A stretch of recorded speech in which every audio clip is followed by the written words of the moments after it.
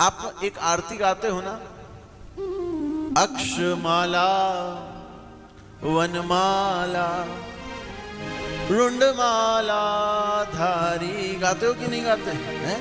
आपने मंदिर में गए होंगे भोले बाबा के, आपने अक्षमाला यानी रुद्राक्ष की माला देखी होगी कि नहीं देखी? देखी है कि नहीं देखी? आप गए होंगे वनमाला भी यानी कि फूलों की माला भी देखी है कि नहीं देखी? पर क्या आपने मुंडों की माला, खोपड़ी की माला भोले बाबा को पहनते हुए देखा है? मंदिर, इतने मंदिरों में गए हो, किसी मंदिर में देखा है भोले बाबा ने मुंडों की माला पहन रखी है? फिर हम लोग क्यों आरती गाते हैं कि भैया भगवान मुंडों की माला धारण करने वाले हैं? या तो हम आरती गलत गा रहे हैं, या भैया हो सकता है क्या पता कभी भगवान भोलेनाथ ने ये मुंडों की माला धारण कर रखी हो। तो ये कथा तब की है। कहते हैं यम प्रव्रजंत मनुपेत मपेत कृत्यम द्वैपायनो विरह कातर आजुहावा पुत्रेति तन्मयतया तर्वोभिनेदुस् तम सर्वभूत हृदयं मुनिमानतोस्मि।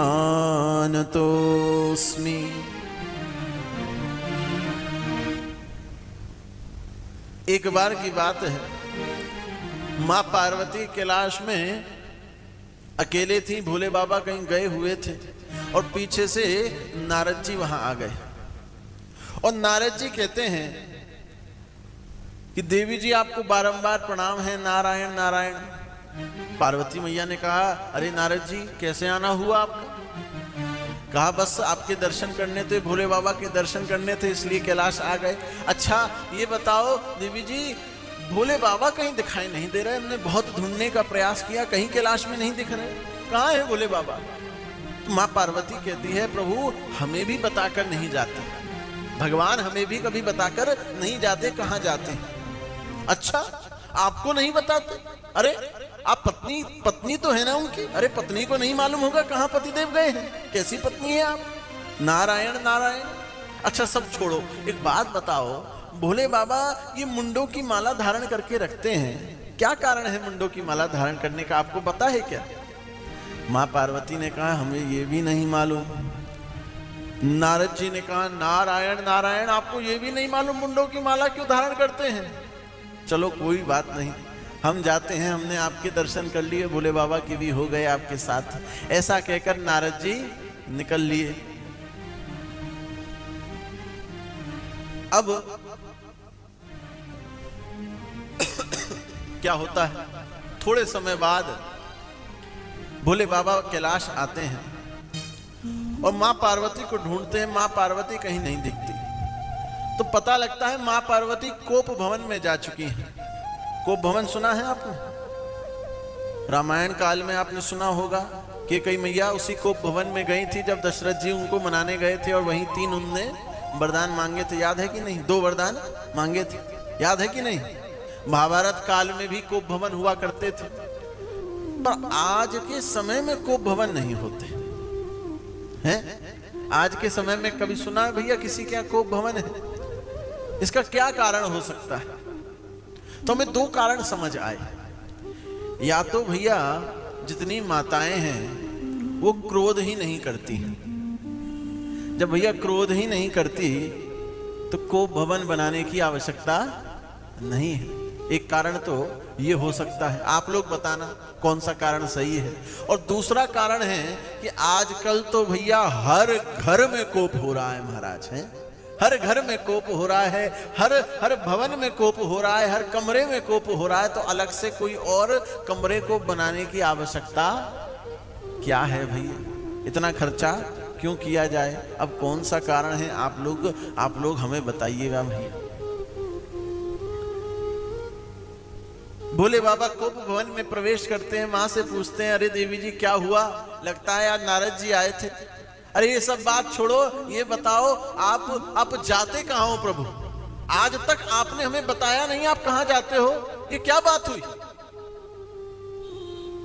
तो कहा भगवान भोलेनाथ ने देवी जी हम एक बात बताएं, हम अपने भक्तों पर कृपा करने के लिए जाते हैं। हमें नहीं मालूम कब कौन से भक्त को किस समय हमारी आवश्यकता पड़ जाए, इसलिए अगर हम तुमको बताने लग जाएंगे तो समय निकल जाएगा, इसलिए हमें तुरंत जाना पड़ता है। तो माँ पार्वती ने कहा अच्छा ठीक है ये बात तो, पर अब ये बताओ ये जो मुंडों की माला आपने धारण कर रखी है क्यों कर रखी है, मैं जानना चाहती हूँ। तो कहा देवी जी हम आपसे बड़ा प्रेम करते हैं ना, इस प्रेम के कारण ही हमने ये माला धारण कर रखी है। देवी जी ने कहा प्रेम करते हैं? अरे दो प्रेम करने वाले प्रेमी प्रेमिका आपस में एक दूसरे को भैया फूलों की माला धारण कराते हैं, अच्छे अच्छे गिफ्ट एक दूसरे को प्रदान करते हैं, और तुम कैसे प्रेमी हो कि भैया मुंडों की माला धारण करके बैठे हो, क्या कारण है बताओ। तो भोले बाबा ने कहा देवी जी आज तक आपने हमसे पूछा नहीं तो हमने बताया नहीं। होता क्या है ना देवी जी, हम तो अमर हैं पर आप अमर नहीं हैं। कुछ समय बाद आपका शरीर जैसे ही पूर्ण होता है तो हमसे आपका विरह सहन नहीं होता, आपसे दूरी सहन नहीं होती। तो हम क्या करते हैं, जब तक आपका जन्म नहीं हो जाता पुनः उससे पहले हम क्या करते हैं, आपका जो वो शरीर छूटा होता है उसका मस्तक उच्छेदन करते हैं, और मस्तक उच्छेदन करने के बाद उस मस्तक को हम अपनी माला में पिरो लेते हैं। तो ये आपकी ही मुंड है जो हमने धारण कर रखे हैं। देवी मैया ने कहा अरे बाप रे बाप, ऐसा भी कोई प्रेमी हो सकता है। पर यह सुनकर और क्रोधित हो गई देवी जी। वो कहने लगी अब एक बात बताओ, आप अमर हो हम अमर नहीं हैं, ये कैसे संभव हो सकता है, आप हमें मरने ही क्यों देते हो, हमें भी अमर बना दो। तो भोले बाबा ने कहा देवी जी आज तक आपने हमसे इस बात के विषय में पूछा नहीं तो हमने आपको बताया नहीं। और बंधु एक बात ध्यान रखना, ये बात देखने को भी आती है संसार में कि भैया हमें कोई वस्तु बिना मांगे मिल जाए, कोई वस्तु हमें बिना मांगे अगर मिल जाती है तो उसकी हमें अहमियत नहीं होती। पर जिसके लिए हमने खूब मन्नत करी होती है भैया, हर द्वार पर जाकर अपना सर रगड़ा होता है महाराज, प्रभु के आगे खूब रो रो कर मांगा होता है कोई वस्तु को, जिसके लिए खूब मेहनत प्रयास किया जाता है भैया, उसकी अहमियत पता लगती है, उसकी इंपॉर्टेंस कुछ अलग ही होती है कि नहीं।